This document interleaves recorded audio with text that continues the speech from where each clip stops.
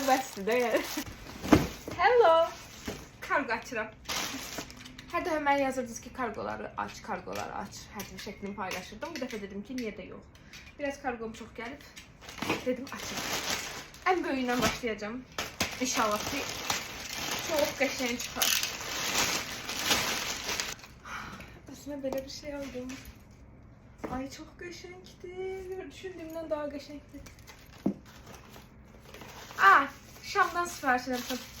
Yeni ev üçün o kadar qəşəng şeyler sipariş eləmişəm. Yəni ki, bunlarda bəziləri var içində. Belə şamdanlardır. Belə böyüyə gedir 3 dənə. Neyse. Açılıyormuş. Özümə kirpik sipariş eləmişəm maraqlı videolar çəkmək üçün. Transparan pudradır.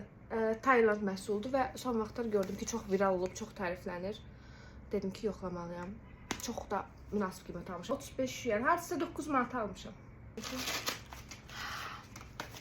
Bu nədir?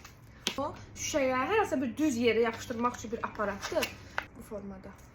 Telefonu bura qoyursunuz, bunu yapışdırırsınız və hər yeri çəkmək olur. Bunu da telefona yapışdırırsan. Arkasına. Şöyle bu bura.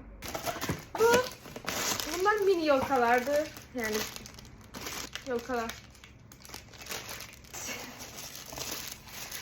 Bantikler bilir daha mı?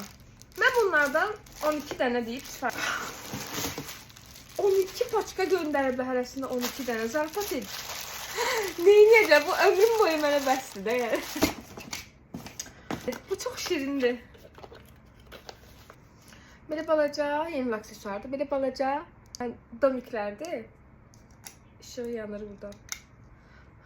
Bilmem görsənir. Qoy söndürəm. Olmayır. Mən bunları həmin o evlər bilib almışam.